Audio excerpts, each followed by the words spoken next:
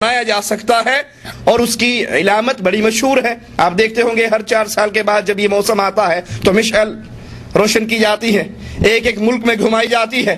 اس وقت کے کفار بھی یہ کرتے تھے اور آج بھی ویسا ہی ہو رہا ہے. تو یہ کافروں کا مذہبی تہوار ہے, یہ یونانیوں کا, رومیوں کا, عیسائیوں کا مذہبی تہوار ہے. اس میں شامل ہونا مسلمان کے لیے جائز نہیں. یاد رکھیے کفار نے جن ایام کو ایجاد کیا, اگر وہ دینی اعتبار سے ان کے ہاں اس کی اصل موجود ہے. کافروں نے کسی دن کو منانا شروع کیا, کسی ہفتے کی عزت تکریم شروع کی, کسی دن کو خاص کیا, اگر اس دن کی اصل کافروں کے مذہب میں موجود ہے ان کے دینی شعار کے طور پر, تو مسلمان اس کو نہیں منا سکتے. مثال کے طور پہ مزدوروں کا عالمی دن 1 مئی کو منایا جاتا ہے, مزدوروں کا عالمی دن. اب اس اجتماع کی اگر پس منظر میں آپ جائیں گے تو آپ کو ملے گا کہ یہ درخت کے پجاریوں نے اس کو ایجاد کیا تھا, پھر رومیوں کے ہاں یہ بت پرستی کا تہوار بنا, پھر فرانسیوں میں منتقل ہو کر چرچ سے وابستہ ہوا, حتیٰ کہ اشتراکیت کا دورہ ہوا تو اس کی دعوت دینی شروع ہوئی اور یہ عالمی اور سرکاری دن بن گیا. حتیٰ کہ بہت سے اسلامی ممالک میں بھی 1 مئی کو چھٹی کی جاتی ہے اور اسے تہوار کے طور پہ منایا جاتا ہے. اس کی حرمت میں کوئی شک نہیں, اس کے حرام ہونے میں کوئی شک نہیں. آپ کہیں گے مولوی صاحب اس میں کیا بات ہے, آج کے دن چھٹی کی جائے, آج کے دن تہوار منایا جائے. اس کی اصل دیکھی جائے گی کہ اس کو ایجاد کرنے والے کفار ہیں, یہ بت پرستوں کا تہوار ہے, اس کا اسلام سے تعلق نہیں. اور کفار کے تہوار میں خوشی منانا, شریک ہونا, اسلام ہمیں اس کی اجازت نہیں دیتا. اس کا سال میں ایک خاص دن 1 مئی ہے جس کو یہ تہوار منایا جاتا ہے, اور یہ تہوار منائے جانے میں کافروں سے مشابہت پائی جاتی ہے.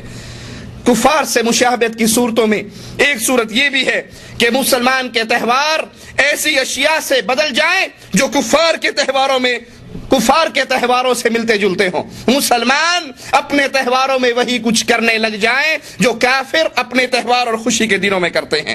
حالانکہ مسلمان کو جو عید ملتی ہے, جو عیدیں اللہ نے مسلمان کو عطا کی ہے, اس میں مسلمان شکر ادا کرتا ہے, اللہ کی اطاعت کرتا ہے, اللہ کی فرمانبرداری کرتا ہے, اور اطاعت کرتے ہوئے اس عمل پر اللہ کی طرف سے اور سوالات کرتا ہے, مانگتا ہے, اللہ عطا کرتا ہے. یہ مسلمان کی عید ہے. مسلمان اپنی عید میں اللہ کے احکامات سے آزاد نہیں ہوتا, نہ غمی میں آزاد ہوتا ہے, نہ خوشی میں آزاد ہوتا ہے. مسلمان کو جب عید ملتی ہے, خوشی کے دن ملتے ہیں, اس میں بھی وہ اللہ کی دی ہوئی شریعت کی پابندی کرتا ہے. اور کفار جب ان کی عید کے دن آتے ہیں وہ اس میں معصیت کرتے ہیں, گناہ کرتے ہیں, نافرمانی کرتے ہیں, حرام کاموں میں مشغول ہو جاتے ہیں. لیکن افسوس مسلمان ان کی دیکھا دیکھی اسی راستے پر چل رہے ہیں. آج مسلمانوں کی عیدوں کو آپ دیکھ لیجئے, عید الفطر ہو یا عید الاضحیٰ ہو, عید رات, چاند رات, مسلمان کیا کرتے ہوئے گزارتے ہیں؟ موسیقی کی محفلیں ہیں, گانے ہیں, فلمیں ہیں, عورتوں مردوں کا مخلوط اجتماع ہے. بازاروں کے اندر رات 2 بجے تک عورتیں مرد گھوم رہے ہیں, بے پردگی ہے. جس طرح کفار اپنی عیدوں پر نافرمانی کرتے تھے, اللہ کی معصیت کرتے تھے, مسلمان بھی ان کی دیکھا دیکھی بجائے اس موسم میں اللہ کا شکر ادا کرنے کے, اللہ سے مزید انعامات کا سوال کرنے کے, انہی کے دیکھا دیکھی اس کاموں پر چل پڑے. جس طرح وہ بے حیائی کے کام انجام دیتے, مسلمان بھی ان کی دیکھا دیکھی اسی کام میں مشغول ہو گئے. کفار کے تہواروں سے اجتناب کرنا اہل ایمان پر واجب ہے. ان میں جانا, ان میں شریک ہونا, اہل علم کا کفار کے تہواروں میں شرکت کرنے اور ان میں کفار سے مشابہت اختیار کرنے کی حرمت پر اتفاق ہے. تمام اہل علم متفق ہے اس بات پر کہ مسلمان کافروں کی عیدوں میں شامل نہیں ہو سکتا, ان جیسی شکل و صورت مشابہت نہیں اختیار کر سکتا, کیونکہ مشابہت حرام ہے. نمبر 1. نمبر 2, صحابہ اور تابعین کے دور میں کفار کی عیدوں میں کوئی مسلمان شریک نہیں ہوتا تھا. حالانکہ مسلمان فتوحات اتنی بڑھ چکی تھی, علاقے اتنے مسلمانوں میں داخل ہو چکے تھے, اور کفار مسلمانوں کے علاقوں میں رہتے تھے, لیکن کوئی مسلمان, ہمیں تاریخ نہیں بتاتی, صحابہ میں سے, تابعین میں سے کافروں کی عیدوں میں شمولیت کرتے. اور اسی طرح یہودی, عیسائی, مجوسی مسلمانوں کے ملکوں میں جزیہ دے کر رہتے, اور کوئی مسلمان ان کے تہوار میں شامل نہ ہوتا. حضرت عمر رضی اللہ عنہ وارضاہ کی شروط جس پر صحابہ اور تابعین کا اتفاق تھا, اس میں یہ شرط بھی موجود تھی کہ کوئی کفار ذمی جو مسلمانوں کے علاقوں میں ٹیکس دے کر رہ رہے ہیں ان کو یہ اجازت نہیں ہوگی کہ وہ مسلمان ملکوں میں اپنی عیدوں کو ظاہر کریں. علی الاعلان، خاموشی سے خفیہ جو مرضی کرتے رہیں، لیکن ان کو اپنے تہوار، اپنی عیدیں مسلمان ملکوں میں ظاہر کرنے کی اجازت. اب اندازہ کیجئے، ایک طرف تو یہاں اہل ایمان اجازت نہیں دے رہے اہل کفر اور اہل شرک کو کہ وہ اپنی عیدوں کو عام منائیں. جس دین پہ عمل کرنے والے نبی کے صحابہ، ان کے بعد آنے والے ان کے شاگرد، وہ اس بات کی اجازت نہیں دے رہے. حضرت عمر اجازت نہیں دے رہے اہل کتاب کو جو ٹیکس دے کر مسلمانوں کے ملک میں رہ رہے ہیں کہ وہ اپنی عیدوں کو عام کریں. تو یہ کیسے جائز ہو سکتا ہے کہ مسلمان کافروں کی عیدوں میں شامل ہو جائے، کرسمس ڈے میں شامل ہو اور باقی ان کی عیدوں کو منانے کے لیے ان کا ساتھی بن جائے. حضرت عمر رضی اللہ عنہ وارضاہ فرماتے ہیں، ذرا غور کیجئے، عجمیوں کی زبان کو نہ سیکھو اور نہ ہی مشرکوں کے تہوار کے موقع پر ان کے چرچوں میں جاؤ، کیونکہ ان پر اللہ کی ناراضگی کا نزول ہوتا ہے.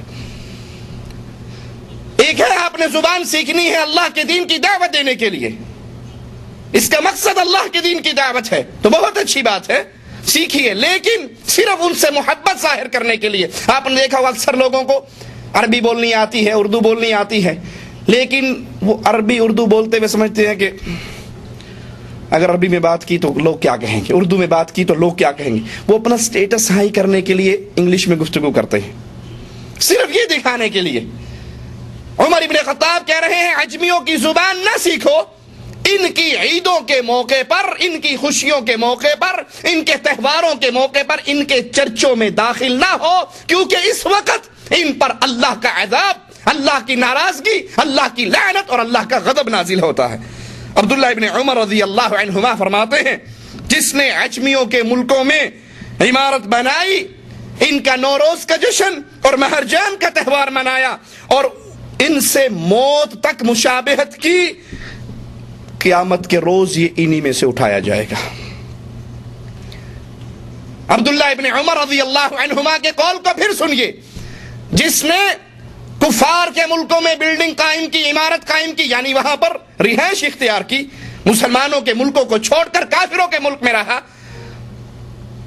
ان کے نوروز کا جشن منایا، ان کے مہرجان کے تہوار میں شریک ہوا، ان جیسی مشابہت اختیار کی، قیامت کے دن یہ انہی کفار کے درمیان میں سے اٹھایا جائے گا. ابن تیمیہ رحمہ اللہ فرماتے ہیں کہ امیر المؤمنین عمر رضی اللہ عنہ وارضا ان کی زبان سیکھنے اور صرف ان کے تہوار کے موقع پر گرجوں میں داخل ہونے سے منع کیا، تو پھر ان کے بعد افعال جو ان کے دینی تقاضوں کے مطابق ہیں وہ کیسے کیے جا سکتے ہیں؟ مسلمان کے لیے جائز نہیں وہ کفار کے افعال میں ان کی موافقت کرے. کفار کے افعال میں مسلمان کو اجازت نہیں وہ ان کی موافقت کرے. بعض مسلمان کفار کے تہوار میں تو شریک نہیں ہو سکتے، لیکن وہ ان جیسے ہی اعمال جو کفار اپنے تہوار میں کرتے ہیں ان کو سر انجام دیتے ہیں، تو یہ مشابہت ہے اور یہ بھی حرام ہے.